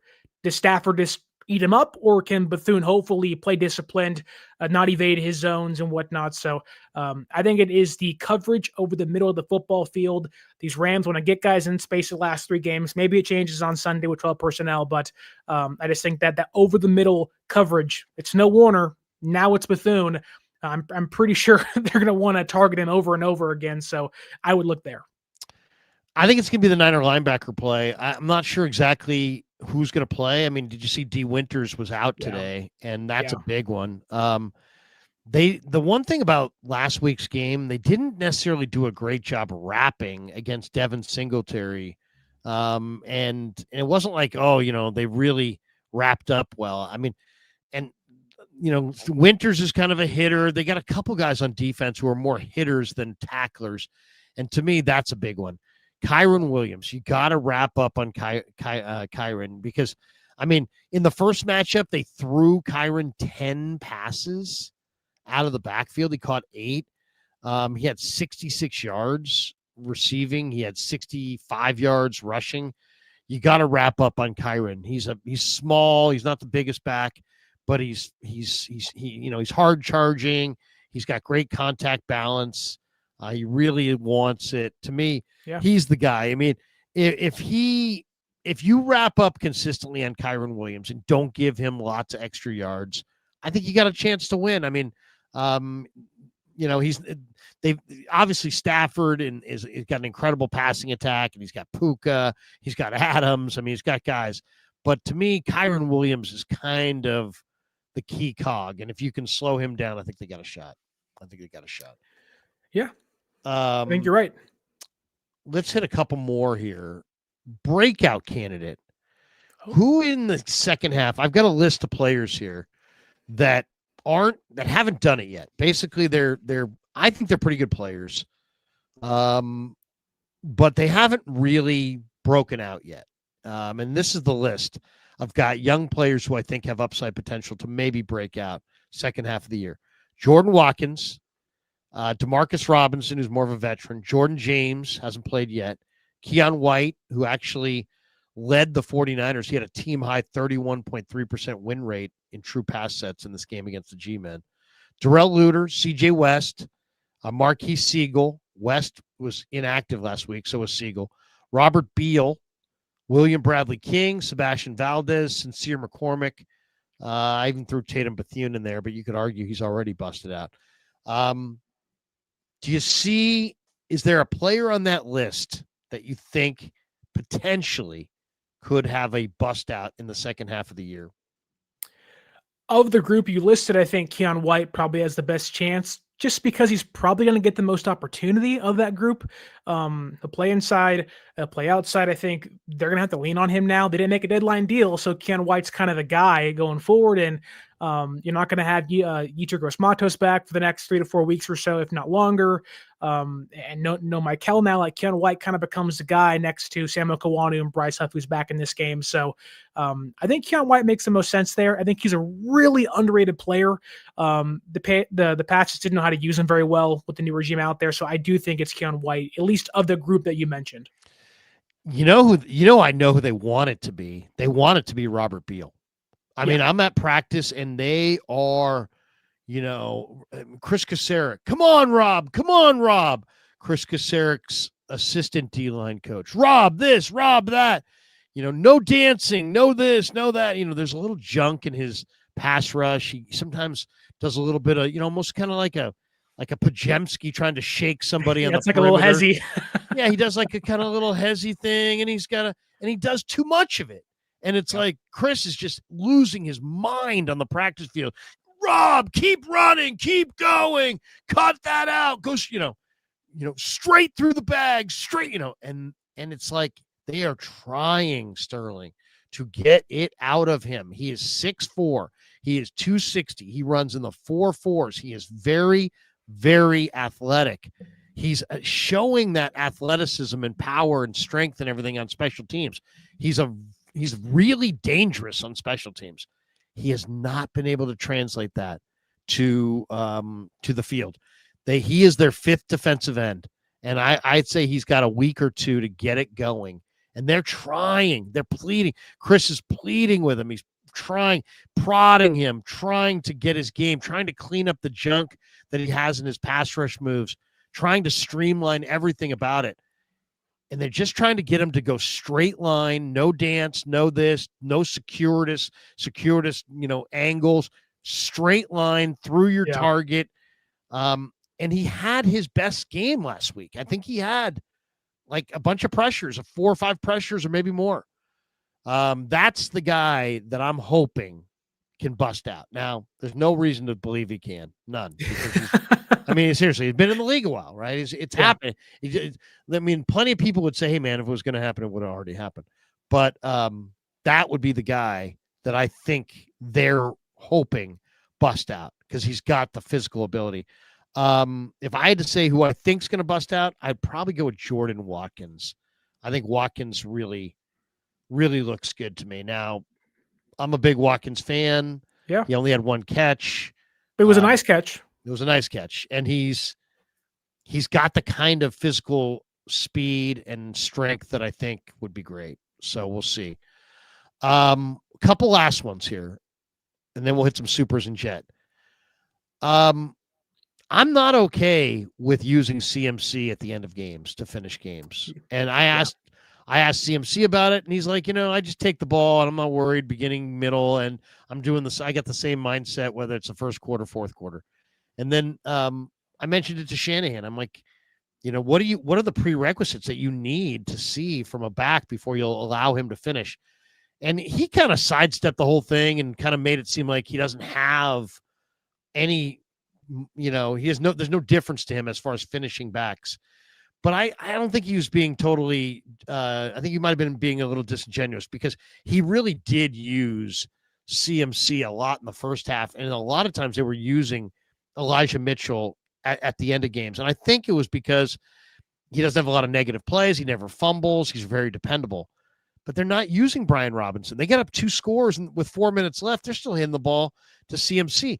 He can't be both. He can't be both this essential key cog that you cannot be without and also worthy of running when you're up 10 at the 4-minute mark, trying to run out the clock and those carries that and I know. If everybody in the stadium knows you're trying to make the losing team or the soon-to-be losing team burn their timeouts, it just becomes all 11 guys hunting the running back because everybody knows you're going to run. And in those, everybody knows you're going to run running plays. Shouldn't they put that on somebody else? I mean, shouldn't they use some other back for those carries? To me, this is like one of those things. It's no big deal until what happened to Bryce Huff happens to CMC, where you like lose him for 2 weeks on the last play of the game. He can't be both. He can't be both totally indispensable and the back that you finish with. So what do you think? Should they finish with CMC because he's their best and it's hard to win games in the NFL? Or should they take the macro view of the year and say, hey, look, we want CMC to be healthy in the playoffs. Let's take 5 or 6 of these thankless end of game carries off of him. What do you think? Yeah, I think obviously it depends on the game and how's it going, but the Giants game, for example, you just watch Michael Williams tear his ACL and he's out for the year, and you're trotting out Christian McCaffrey again for the final drive. Like, what are we doing? I don't love that. Brian Robinson averaged like 10.3 yards a carry against the Giants. It was like bulldozing their entire defense for the 10 carries that he had or whatever he had on Sunday. Yeah, I don't love that. I don't love your most important offensive player getting carries up, 2-3 scores in the fourth quarter with 4 minutes left, knowing you have to have 1, maybe 2 first downs to like put things on ice. If you get into that situation again, I think Kyle will do exactly what he did again, but I would hope you put CMC on ice and say, hey, go ahead to the tub. Like, your day's over. You don't have to come out here. Like, treat him as in some capacity, like a late inning defensive substitution during baseball. Rafael Devers hits 2 home runs, dropped by 10. He doesn't need to play anymore. Take him out of the game in the 8th inning. I think that you're kind of begging for how important CMC is, that you want to preserve his legs. Him getting carries in the fourth quarter up 3 probably isn't a good idea going forward. All right, let's hit our Habbas Law supers, and then we got the big finish, and we'll get out of here on a Thursday night. Let me just put this on the board. We're, of course, brought to you by Habbas Law. 1-800-INJURED. They will fight to make it right. Omar Habbas and Tarek Habbas, great guys and sponsors of the Krug Show. They're doing some incredible stuff, and I just, these guys are fantastic. They did a pet adoption deal. They sponsored San Jose State, Hawaii. Just doing a lot of really cool things, and they did a whole benefit for people that don't have SNAP benefits, and they're just, Habbas Law is doing the right thing in the community, and I really appreciate them, and I'm glad to be associated with them. So if you are in need of someone in your corner, call the law firm. The insurance companies hope you never call, and that's Habbas Law. They'll fight to make it right. Visit them on the web at habbaslaw.com, HABBAS law.com. 1-800-INJURED is their number. Once again, they will fight to make it right. Habbas Law, and thanks to Habbas Law for being a proud sponsor of the Krug Show. Let's hit the supers. We got 9 of them here. Kles Limperio says, okay, Larry, I'm bummed. I bought a You're Lazy Larry shirt and didn't get a thank you video. Damn it. Kles, I do videos for everybody. So I might be a week or 2 behind, but if you bought it in like the last week or 2, it's still coming. If you've, I have a company that sends out the shirts, and then they send me alerts, and then I do the videos. So I will make sure you get your video. And thank you for buying the Krug Show shirt. We appreciate you. Joseph Ernberg says, no controversy. Mac is just better. And there's a lot of people that feel that way. Now, I personally think Brock's mobility pushes him past Mac, but I do love what Mac looks like in this offense. And I don't think it's accidental. And I think the 49ers, I really think if you really wanted to say what is the biggest positive of the season, it's no doubt that finding Mac Jones, having him under contract next year for $7 million, you now have 2 quarterbacks that, in a league where there aren't teams that have even one sometimes, you have 2 quarterbacks that you can win with, that you could potentially trade one of them. They're in a very good situation right now because of their signing. Ernberg says, I don't care if he's 100 or not. He's paid, so he should play. Who's he talking about? Brock Purdy, I think. Oh. Silence says, no Super Bowl, IR Purdy, and let Mac build value for the draft. There's a lot of people that want to see that. Ernberg says they suck at drafting and don't play drafted players. Well, they've had a good draft the last couple of years, but yeah, when you look at those 18 missed picks in the first 3 rounds and then realize they've had 9 drafts, you're like, well, wait a second, 18, 9, that means they're missing 2 a year in the first 3 rounds. That's too much. I mean, you can miss, I love Lynch, and I think Lynch is a really great face of the franchise, but you got to hit at a higher clip than that. If he was standing right here, I would say to him, I respect you, but you need to hit at a higher clip than what you're hitting at right now. And I think he understands that. I think, John's a smart guy. SF Niners 808. Just say this. If they traded a fourth for a pass rusher, we'd all be happy. They'd have 4 picks that round. They should have gotten someone. Yeah, I mean, it's easy for us to say they should have gotten someone. We don't know who was out there and what the price tags were. And I get the feel, and I everything that Sterling laid out there, I agree with. I think Hendrickson, the ask was a first. I wouldn't have given a first. Jermaine Johnson, the reports are the ask was a second. I wouldn't have given a second. Even the Dolphins, they said that they wanted a third for Bradley Chubb. I like Bradley Chubb. I wouldn't have given a third for Bradley Chubb. Yeah. So I really don't. My whole thing would have been like, could you find a Michael Clemens for like a 27 7th? Right. And if you could have, I would have tried that. But even so, maybe the guy that you can poach off a practice squad. I mean, heck, who looked better last week? Even though Keon White had some good numbers, I thought Cleveland Farrell actually looked better. Yeah, tremendous. And he was on a practice squad. So it's like, just because you're on a practice squad doesn't mean, and he was actually cut loose from the Chargers practice squad. He was just a street free agent, but most of the year he was on their practice squad. Just because you're on the practice squad doesn't mean, and I've heard people say to me, Krug, you're saying go get these practice squad guys, but by definition, they're not good because they're on the practice squad. And I'm like, no. I mean, football's uneven, right? So, like, some teams have a great O-line. Some teams have no O-linemen. Some teams have a great linebacking core. Some teams have no linebackers. So it's not even. So, like, just because you have a linebacker on your practice squad, you might have a great linebacking core. Like, that's why, like, most of the guys that I was recommending that the Niners go and pick off are guys that are on Philly, Kansas City, Baltimore, the really good teams practice squad, because a lot of times those teams are really good for a reason. They load up on their practice squad, and some of those guys can play. I mean, guys go, believe it or not, from the practice squad to the active roster and sometimes establish themselves and get it going. Thank you, SF9er. We got this one from PDX. I think that Hargrave and the extensions last year made it pretty hard to take a big swing again. A backfire trade equals a hole that they can't get out of. They have taken their shots. They took a big shot on Hargrave. They asked for $20 million extra from Jed, and I'm sure Jed reminded them of that when it didn't work out. And it didn't work out. I mean, he was okay, but not great, And he definitely wasn't worth that money. Heated Heavy says, Krug, went to Claudetti's at the Visalia Mall. I won a toy for my 3-year-old, and I mentioned I heard about them from you, and the gentleman gave my son a free toy. Cool place. That's awesome. Well, that is cool. Thanks to Claudette Arcades for being a proud sponsor of the Krug Show. Claudette Arcades is a sponsor of the Krug Show. They're a great follow on Instagram at Claw_Daddy_Arcades. They paid for our trip to New Orleans and will be paying for our postseason travel as well. So thank you, Claudette Arcades, and thank you for the trip you sent us on, and maybe thanks in advance for the playoff trip that we may be going on. What if you had to guess right now? I think I have it. If the season, this is the playoff picture right now in the NFC. Eagles are the 1. Tampa's the 2. They would take on Detroit as the 7.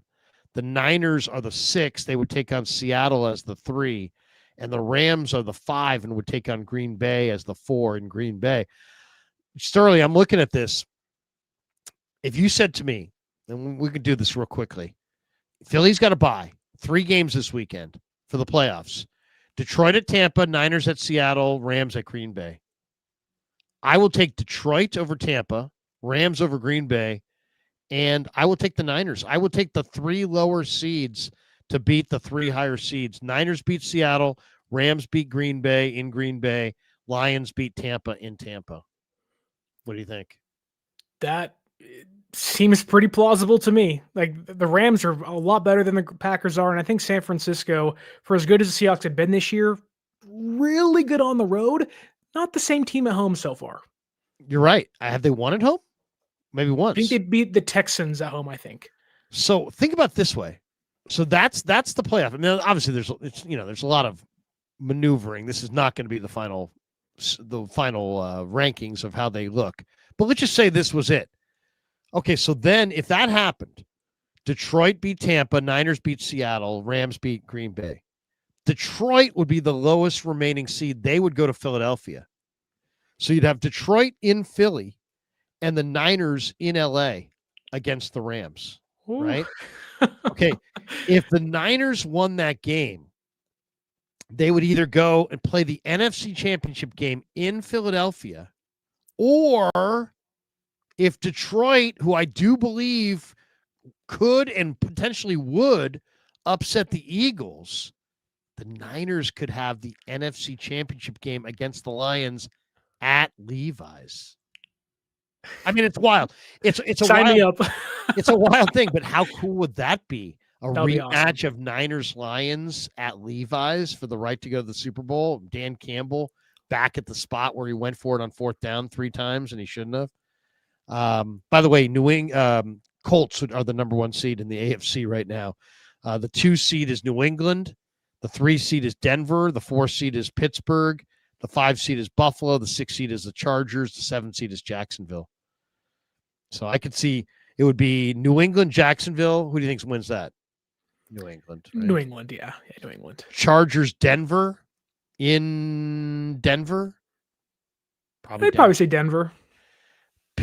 Buffalo, Pittsburgh in Pittsburgh. Buffalo. I would like to assume Buffalo, yeah. So that would mean that Buffalo would take on the Colts and Denver would take on the Patriots. I'm telling you, the Patriots could wind up in the AFC Championship game. Wouldn't that be something? They're good. Drake May looks awesome. They do. And how about this? The New England Patriots are the only team in the NFL to not allow even a 50-yard rusher so far this year. Wow, I didn't know that. That's crazy. Isn't that crazy? Ernberg says, I think Mac throws 4 touchdowns, 0 interceptions, 356 yards, Niners 35-17. What? Oh, he's a big Mac guy. He's a big Mac. Awesome. That is, whoa, that's big. All right. Let's finish with the big finish here. 2 topics. One is kind of a fun one. There are, I think, 15 finalists for the Pro Football Hall of Fame coaches category, and 3 of them have ties to the Niners. George Seifert, Mike Holmgren, Mike Shanahan, all eligible for the coaching category for the 26 Hall of Fame class. If you had a vote and you had to give it to Seifert, Holmgren, or Mike Shanahan, who is getting your Hall of Fame vote? Probably Mike Shanahan. The Denver success, I think, carries him over the top. I think that's kind of where people would lean towards. Holmgren, to me, I don't think he ever got a ring outside of, as a head coach. I don't think he ever got a ring. Yeah, didn't he win a ring? He won a ring with, didn't they beat New England? I don't think he was there. That was Carroll, I think. Really? Yeah, I'm pretty sure Holmgren was gone by then. I thought that was. You might be right. I could have swore Mike got one and lost the second one. Did he get it in Green Bay as an assistant? Maybe. No, he wasn't an assistant there. He was the head coach there. Let's see. What did he win? He won a Super Bowl. He won Super Bowl 31. So that's Green Bay probably then. Yeah, Green Bay beat Patriots. That was the Desmond when Desmond Howard was in his heyday. That was so that was his only one as a head coach. He won one as a head coach. He won Super Bowl 23 and 24 with the Niners as the OC. Right. But only one head coach. He won a national championship as a player. But won one Super Bowl. He's in the Green Bay Hall of Fame. Shanahan won 2 as the head coach, and he won 1 as the Niners offensive coordinator. Seifert won 2. Yeah. But then he went 1. Didn't he go like 1-15 or something in Carolina? I think that's what cost Seifert is his bad year in Carolina.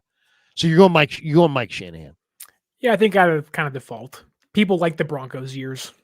Yeah, no, I think that's a good call. Mike Shanahan's a good call. All right, let's go. Let's finish up with since we're at the mid-season point. Let's finish up with some mid-season awards.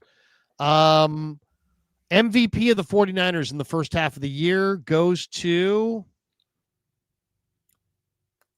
Christian McCaffrey. It's got to be CMC. It's got to be. It was obvious. Yeah. It's got to be Christian. It's got to be Christian. Rookie of the year for the Niners. Who gets your vote? It's tough because there's guys that I really like Nick Martin and Jordan Watkins, who haven't done anything yet, and then there's guys that have done some things, and McKell's done a lot, but now he's hurt. So who do you have? Who's Alfred Collins had that amazing play against the Rams, and his snap count is definitely ascending week by week. I think I'll go with Upton Stout to begin the year, with the understanding I think Alfred Collins will probably get it when the year's over with. Yeah, I'm going Upton Stout too. I think Upton Stout, when you factor in the violence, the physicality, to me, when I watch Upton Stout, I see a guy who's physically dominant despite being 5'8".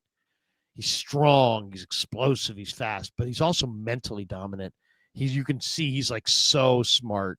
The last week in that second series on that third down play, he kept the guy in front of him, made the tackle, and just sprinted off the field because he understood the down and distance. He knew where the chains were. He knew the guy didn't reach the chains.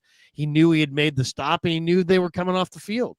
And it's like, it looks like no big deal. Like, oh yeah, down and distance, everybody knows. But no, that's not necessarily the truth. Sometimes guys are a little bit in a fog. This guy really is smart and physically dominant. I'm going to say Upton Stout, Rookie of the Year. Yeah. Most improved 49er. Who do you got? Ooh. Wow. There's some good ones here. I mean, you go Mac Jones. Yeah. You could go Sam O. You could go Tatum Bethune, right? You could go Ricky Pearsall. You could go Kendrick Bourne. I probably would go with Jake Tonjes. That's what I was going to say, Jake Tonjes. Yeah. Yeah, Tonjes. I mean, he was a nothing player last year for them. He didn't do anything. I mean, not that they didn't like him. They liked him, but he was strictly a special teamer. Kittle goes down. They needed him badly to step up, and he did. I mean, he caught that ball in Seattle. He attacked that thing, but then he made a number of nice plays. I've been very impressed by Tonjes. Really good hands. Really good hands. Yeah, really good hands. Best off-season addition. What are you going with? This is probably a Mac Jones, Robert Saleh debate, but maybe not. I mean, Bryce Huff is pretty freaking amazing too. How about with Saleh and Jones and Huff being clear cut, like those can easily be choices. How about Brant Boyer? This special teams unit is not just in the positive; they're like the 9th ranked unit in football this year. It's crazy. Or if you just want to say Brant Boyer, how about Eddie Pinheiro? Yeah. What a midseason pickup that was. I mean, 19 for 19. I mean, he has just been incredible. Your favorite moment of the first half? Favorite moment of the first half? I think it has to be Alfred Collins smacking the crap out of Kyron Williams' face, then it's going right down to the ball at the goal line. That was awesome to see the Rams fans in despair, Kyron on the sideline crying. It was just like, this is what we live for as Niner fans. That was the moment so far. That's a great one, man. That's a great one. I'll go Tonjes on the catch in Seattle. I mean, that ball was picked. That thing, I mean, if that's a pick right there, I mean, it's just changes everything. Instead, he attacked it. That was such a great play. I'll go with Tonjes there. But yeah, I think most people would probably say what you said, which is that fumble. The guy. I mean, it's one of the greatest defensive plays a 49er defensive lineman has ever made. I mean, I've been watching Niner football religiously since 80. And I can't remember too many times goal line and the guy's being double teamed away from the ball and he splits the double and then shoots his arm across and punches the guy in the face. and then the ball comes out, and then he falls on the ball at the I mean, if he had done like one of those things, if he had just split the double team and tackled the guy, wow. If he had just, raked him across the face like that, you'd be like, wow. If he just popped the ball out, you'd be like, wow. If he just recovered it, you'd be like, wow. He did it all on one play. I mean, it's just an awesome. I was talking to, I forget which D tackle I was talking to. Oh, I was talking to Elliott, Jordan Elliott. And I'm like, dude, you play this position. That play was just crazy. And he's like, it's all the greatest plays that you can think of, all wrapped up into one. Yeah. And it's like, it's totally That's true. true. Yeah. Man, it's so true. Okay. Let's see. We got, where's my list here? My Mastros. Here it is. Which coach are you giving coach of the year? You giving it to Boyer? You giving it to Saleh? You giving it to Shanahan? Who's getting your coach of the? I mean, you doesn't have to be those guys. It could be anybody. Who are you giving your coach of the year to? Well, they're all three great choices. I think I'll go Robert Saleh. We gave Brent Boyer the offseason signing of the year so far. I think Saleh deserves it. The defense coming into the year was young, albeit healthier, and there are still a lot of questions there. Their secondary is so young still. Everybody besides Lenore is in year 1 or 2, and they're going out there making plays.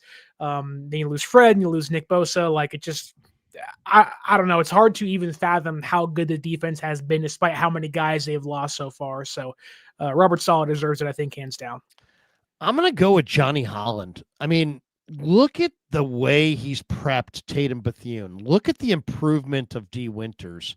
Yeah. If you talk to Robert Saleh, they still have really high hopes for Nick Martin. I mean, look at what Tatum Bethune was a 7th-round pick. Yeah. To turn a 7th-round pick into a guy who had 16 tackles. And when I talked to Tatum about it, he's like, hey, man, Johnny's in my ear. Johnny's my conscience. Johnny's he really helps. Johnny's a fantastic coach. So I'm going to say Johnny because of the way Tatum Bethune has come on. Last one. Make a bold 49ers based prediction for something that's going to happen later this year.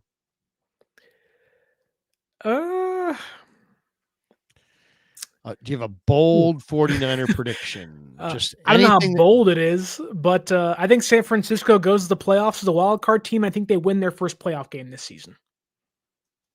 Wow. Okay. They go to the wild card. They don't win the division, but they go to the wild card and they win a playoff game. They upset somebody. Okay. I like that. These are always tough because we're so wrapped up in this thing, right, that it's like some of these predictions. Okay, I'm gonna make a bold prediction. I don't know if it's gonna be right. It's very bold. It's very bold. Okay. Robert Beal Jr. has a 2-sack game in the next month. Okay. I like that. I mean, that's super bold, but I'm watching his talent, and the talent is there. I'm watching their coaching. They're coaching him, Sterling, like he is their, it's Star Wars all over again. Obi-Wan, you're my only hope. It's like Robert Beal, you're our only hope. I mean, literally, the way they're coaching him, you would swear that if he doesn't fulfill his potential, they're going nowhere. They're coaching him up like he is the solution. And I just think he's too big, too fast, too athletic. There's going to be too many opportunities here, and they're on him. And I kind of feel like it's now or never for him. In many teams, he would have already been cut and kicked down the road. But here, because of the injuries and whatnot, he's getting this reprieve and this next opportunity. And I just think that Chris is such a great coach, and his assistant coach is a really good coach. And Beal's got so much physical ability. I just think that they're going to get in his grill, chew him up, and he's going to come out on fire, and he's going to have a 2-sack game. And then people are going to be like, Robert Beal, Robert freaking Beal. Unbelievable. Who knew? So there you go. There's my bold prediction. Robert Beal has a big 2 sack game coming up. I was going to say 3, but I can't go crazy. You can't stretch it too far. Seriously. I mean, then it goes, then people will be like, what? Krug, come on, you're losing it. What do you got cooking, Sterling? Tell people about your channel. Tell people where they can find you, what kind of content you put out, how often you put it out. Sterling does great stuff. He's got great opinions on the Niners and a lot of good content, and has been covering the Niners for 95.7 The Game, and is part of their pre and post game shows and what they're putting on 49er wise over there. Say hi to Matt Nahagian for me. But tell people if they're stumbling into you for the first time and they don't know where your YouTube channel is, where they can find you. Obviously, it's linked here, so tell them where they can go, and see if we can drive some people towards your channel. Yeah, you can find me on YouTube at 49ers Access or on the podcasting platform, Spotify, Apple, all those things, under the exact same name, 49ers Access. We do things like this. We debate, we talk about the draft, trade deadline. I just previewed the Niners and Rams game this morning, and we're having a good time over there. Tomorrow, have a show around 2 o'clock reacting to Kyle Shanahan's practice press conference leading into Sunday against LA as well. So we're doing all things Niners over there. Post around 3 to 4 times each week, but definitely previews and reactions to every single game. And as always, Larry, it's always fun to have be on here with you on Thursday nights. Oh, awesome. And what time will you guys come on right after the game on the post game on 95.7? And then how long do you typically go? Like 90 minutes or so, or yeah, we go about 2 hours after every single game. If the Giants game is any indication of how the season could go, might be on 10 minutes before it's over with. But usually, as soon as the clock hits 0, we're on the air talking Niners on 95.7 The Game. And who are you on there with? It is myself and Mark Grandy. There you go. Grandy, the Grandy man, and Sterling Bennett. Check these guys out after 49er football. And, of course, we're doing what we're doing over on KMBR. They're doing what they're doing over at 95.7. I'm doing what I'm doing over at the Krug Show on YouTube. And somehow it all works out and everybody gets some great content. So that's going to do it for us. Thanks to the links are in the description for all of the sponsors. Hit like and subscribe on your way out the door. If you hit like, just more people can find us in the algorithm overall. And if you hit subscribe and click that notification bell anytime we go live, you don't have to miss a minute of the action. For Sterling, I'm Larry. Have a great Thursday night. Peace. Yeah, never met a man I've been scared of. Careful.